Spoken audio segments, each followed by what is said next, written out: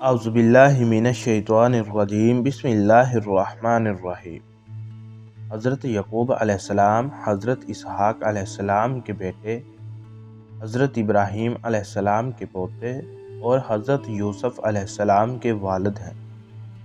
یوں انبیاء کرام کے مبارک سلسلے میں آپ کو یہ خصوصیت حاصل ہے کہ آپ کے دادا اور والد نبی ہیں، خود بھی اسی منصب پر فائز ہوئے اور صاحبزادے کو بھی اللہ تعالیٰ نے نبوت عطا فرمائی۔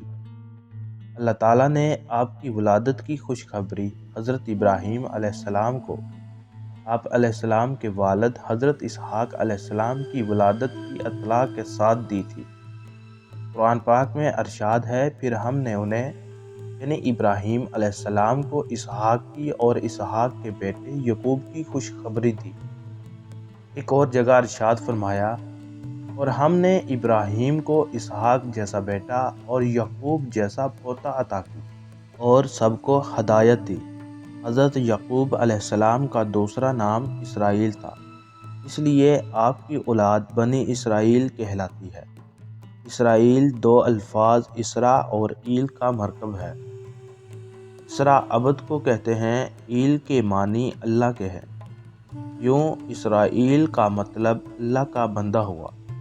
اللہ تعالیٰ نے حضرت یعقوب کو یہ فضیلت بھی عطا فرمائی کہ بنی اسرائیل میں مبعوث ہونے والے تمام پیغمبر آپ ہی کی نسل میں سے ہیں۔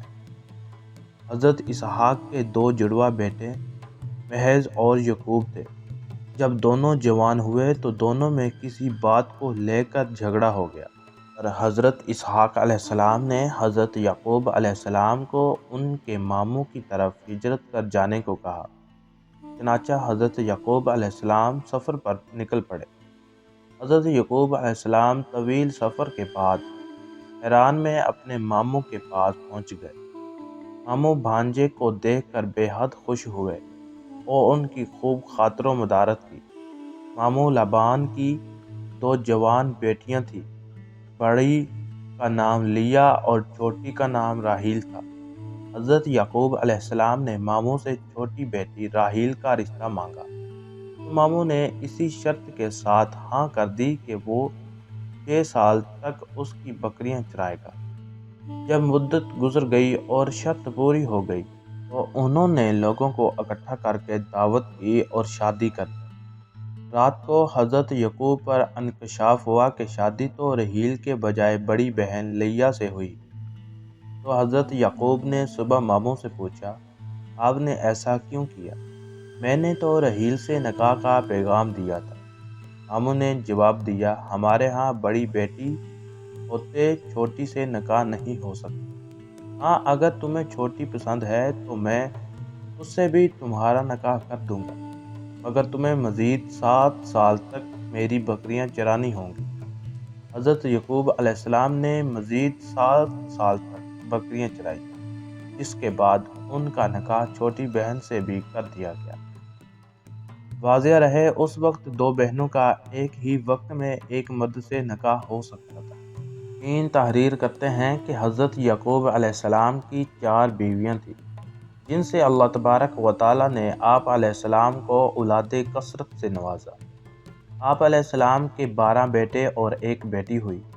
بیٹی کی شادی ہو گئی اور پھر ان کی اولادیں پھیلتے پھیلتے 12 قبیلوں کی شکل اختیار کر گئی۔ چھوٹی بیوی راحیل سے 2 بیٹے پیدا ہوئے، ایک حضرت یوسف علیہ السلام اور دوسرے بنیامین۔ یعقوب علیہ السلام کو چھوٹی بیوی سے ہونے والے دونوں بیٹوں حضرت یوسف علیہ السلام اور بنیامین سے بے حد محبت تھی اور انہیں ہمیشہ اپنے ساتھ رکھا کرتے تھے۔ سوتیلے بھائیوں کو یہ بات بہت بری لگتی تھی اور وہ ان دونوں بھائیوں کو رنج و تکلیف پہنچانے کا کوئی موقع ہاتھ سے نہ جانے دیتے تھے۔ یعقوب علیہ السلام جانتے تھے کہ بڑے 10 بھائی ان دونوں سے حسد کرتے ہیں۔ حضرت یعقوب علیہ السلام نے اپنی زندگی کا بڑا حصہ رنج و غم میں گزارا۔ ابھی نوجوان ہی تھے کہ بڑے بھائی کے خوف سے والدین کو چھوڑنا پڑا اور 20 برس دیار غیر میں گزارے۔ بڑھاپے میں بڑی بیوی سے ہونے والے 10 بیٹوں کے ہاتھ حضرت یعقوب علیہ السلام کو دی جانے والی تکلیفیں اور طویل جدائی نے انہیں شدید عزتیں پہنچائیں۔ وہ حضرت یوسف کی جدائی کے سبب 40 سال تک انہیں یاد کر کے روتے رہے، یہاں تک کہ روتے روتے آنکھوں کی بینائی ضائع ہو گئی۔ آخر 40 سال بعد اللہ تعالیٰ نے حضرت یعقوب کو بیٹے سے اس حیثیت سے ملایا کہ وہ الائے مصر تھے۔ دونوں باپ بیٹے طویل جدائی کے بعد ملے تو لپٹ کر دیر تک روتے رہے۔ حضرت یعقوب اپنے بیٹے حضرت یوسف علیہ السلام کے پاس مصر میں 24 سال تک مقیم رہے۔ حضرت یعقوب کی وفات کا وقت قریب آیا تو آپ علیہ السلام نے اپنے سب بیٹوں کو جمع کیا اور ان سے پوچھا، میرے بعد تم کس کی عبادت کرو گے؟